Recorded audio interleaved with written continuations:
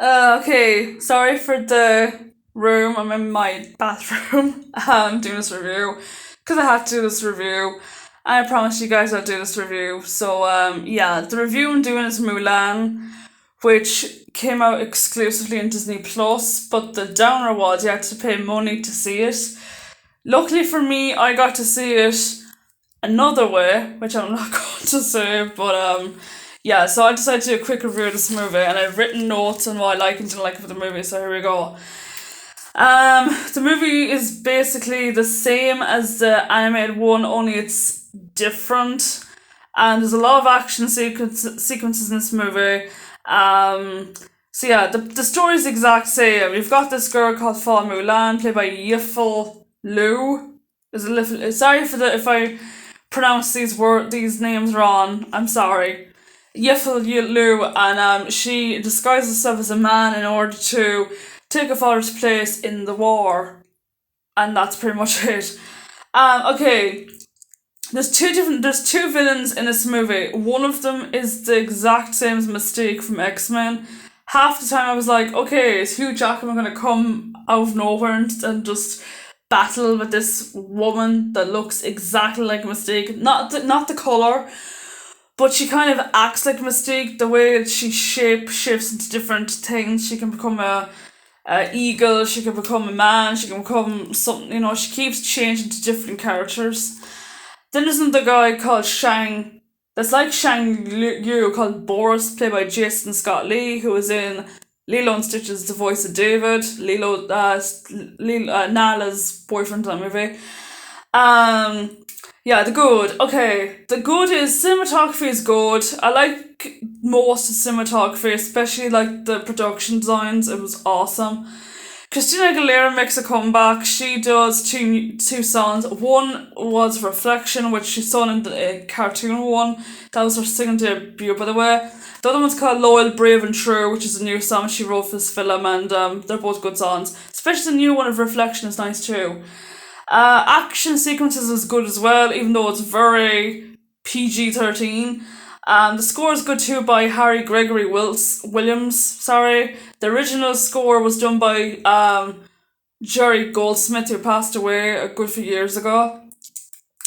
There's also a surprise cameo, which I'm not going to spoil, but you probably know who it is anyway. I give you a little hint though. It's a former Disney princess, and she's Chinese. Spoiler alert, it's Minna Wan. Also, it's different to the original. What I mean by different to the original is it's like the script is different. Like the way, for example, I give you a scene where Mulan like puts on her armor for the first time. You don't see her cutting her hair because she doesn't cut her hair at all in this movie.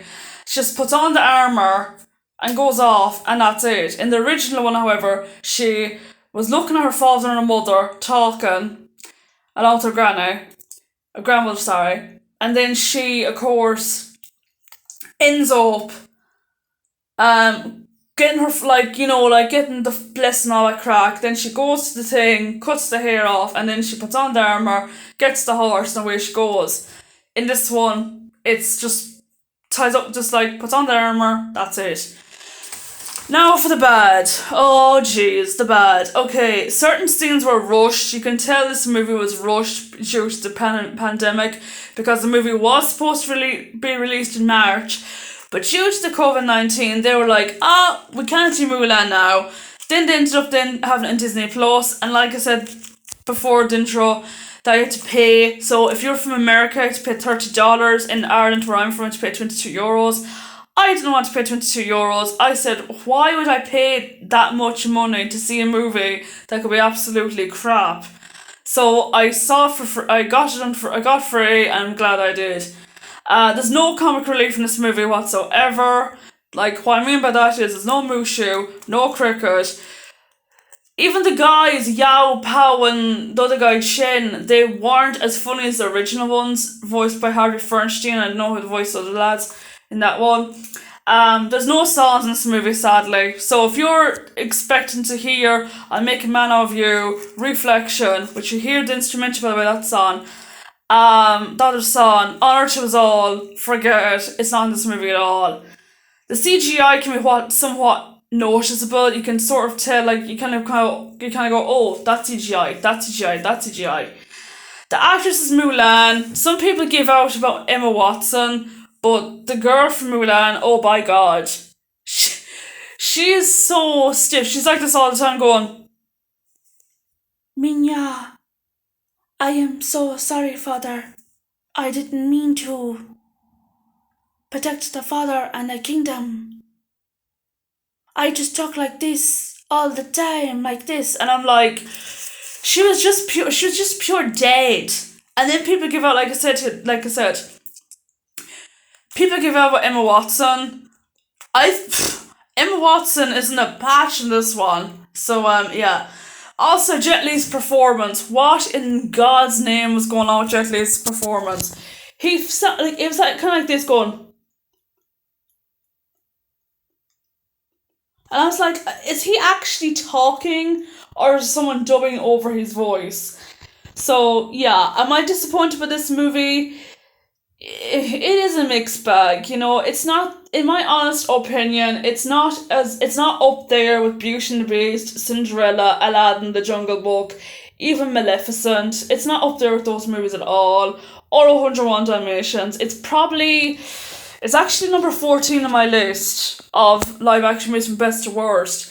So it's kind of on the worst list. I'm sorry. I did like it, but it's not my cup of tea. I preferred the original one. Why? Because you had the songs, you had the comic relief with Eddie Murphy and the cricket and the grandmother. Shang, oh god, Shang was hot in that film. In this one, there is a love interest, but they just seem blah. And, you know, I'm kind of getting sick and tired of these Disney remakes, to be honest with you. Some of the remakes are very good. Like, I'm talking The Jungle Book, loved that. Cinderella, my favourite Disney remake of the whole lot of them. Beauty and the Beast, some people hated it. More people thought it was meh. Me, I thought it was brilliant. Actually, Beauty and the Beast is here, and Cinderella's there, and whatever. Mulan's probably down here. So, Beauty and the Beast is here, and Mulan's here. But I have to say, though, it's better than the Lion King remake, which was a total abomination. So, yeah, I give this movie 69%, 6.2 out of 10, and I gave it 3 out of 5. It was a good movie. It's not worth, though, paying that much money for. So, if you're waiting to get this, to see this on Disney Plus, you have to wait for the 4th of December. If not, there's a site that I got it on, which you don't pay for, by the way, so I know I'm not supposed to say this on YouTube, yikes. But yeah, so yeah, that's my review for Mulan 2020. Let me know in the comments down below if you've seen the film, what you think of it. And my next movie, the next thing I'm going to do is I'm going to do a best and worst live action movies. There's one remake I didn't see yet, which is As to the Looking Glass, so I'll probably watch that movie soon, and then I'll do the best to worst list of movies I like and didn't like. So yeah, that's it for me. Take care and God bless.